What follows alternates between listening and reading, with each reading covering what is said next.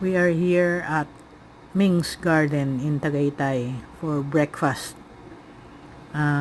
We are with YNG or with Doris, Jenny, Margie, and of course, Lucille. Ayan. Breakfast dito. Road trip na rin ang nangyari.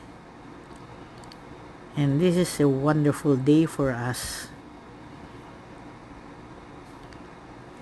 Ganda ng ambience ni Ming's Garden.